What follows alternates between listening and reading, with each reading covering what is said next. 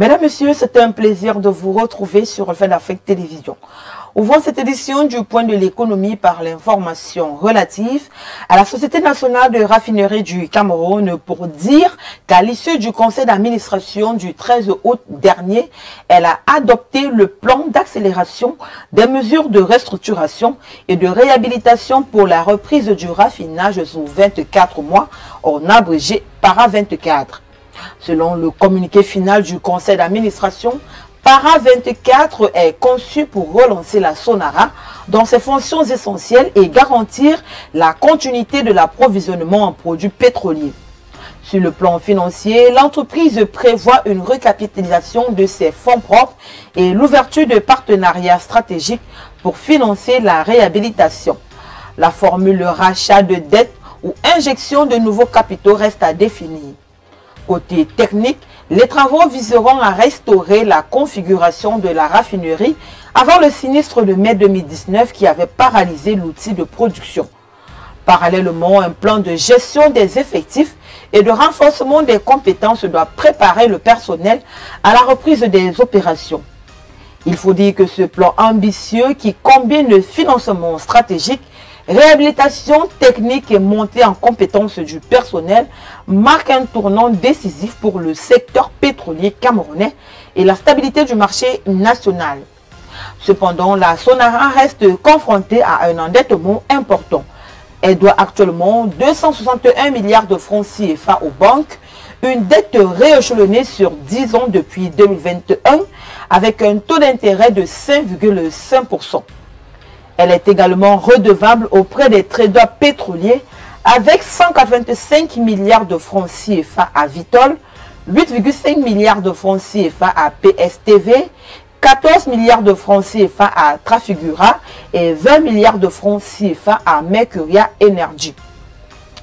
Le remboursement de ces créances est assuré depuis 2022 grâce à un mécanisme d'État prélevant 47,8 francs CFA sur chaque litre de carburant vendu à la pompe. Au Congo-Brazzaville, le gouvernement s'est engagé à poursuivre ses efforts pour apurer la dette publique à 60% en 2029.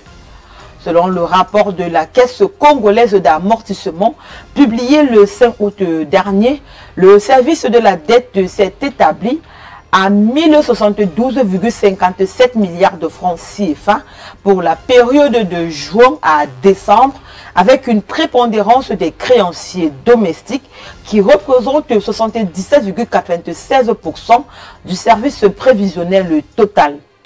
En ce qui concerne la dette extérieure, notons les créanciers bilatéraux, commerciaux et multilatéraux représenteraient respectivement 9,99%, 8,13% et 3,91% du service total. S'agissant de la dette intérieure, les paiements ont atteint 163,66 milliards de francs CFA, dont 49,48 milliards de francs CFA au titre du principal et 14,18 milliards de francs CFA au titre des intérêts. Il faut cependant dire que la viabilité budgétaire et la dette constituent une priorité essentielle du gouvernement congolais à court terme, puisque le pays est confronté à des défis importants dans la mobilisation des ressources intérieures. Cette situation risque, selon la Banque mondiale, de saper à long terme la mise en œuvre des objectifs de développement à l'instar du Plan national de développement 2022-2026. Et l'atteinte de cet objectif ne sera possible que par la poursuite rigoureuse des réformes structurelles enclenchées par le gouvernement congolais, mais qui connaissent un retard. Il s'agit notamment de l'amélioration des finances publiques, la gouvernance et la transparence essentielles pour créer un espace budgétaire nécessaire à l'amélioration du social. Parlons à présent de la Tanzanie et du Burundi qui ont donné le 16 août dernier le coup d'envoi pour la construction d'une ligne ferroviaire moderne reliant Uvinza en Tanzanie à Musongati au Burundi. Évalué à 2,15 milliards de dollars, ce projet s'étendra sur 240 km et devrait être achevé dans un délai de 5 ans, dont une année de mise en service pilote. L'accord avait été conclu entre les deux pays en janvier 2022. Cette infrastructure transfrontalière vise à transformer les échanges commerciaux. Le transport des marchandises entre Dar es Salaam et Bujumbura, actuellement de 96 heures par camion, sera réduit à 20 heures par train. Le fret d'un conteneur de 20 pieds devrait également passer de 3 800 à 2 000 $. Selon les prévisions, la ligne serait par la suite prolongée vers la République démocratique du Congo, puis jusqu'à l'océan Atlantique, afin de l'exploitation des ressources minières, notamment le nickel. Et au passage, elle permettra de désenclaver la région. À terme, l'infrastructure devrait accroître la capacité de transport. De fait, un train pourra acheminer jusqu'à 3 000 tonnes de marchandises contre 30 tonnes pour un camion. Le Ghana a franchi le 18 août dernier une étape décisive dans sa stratégie d'industrialisation et de sécurité alimentaire avec l'inauguration d'une usine ultra moderne de fabrication d'engrais.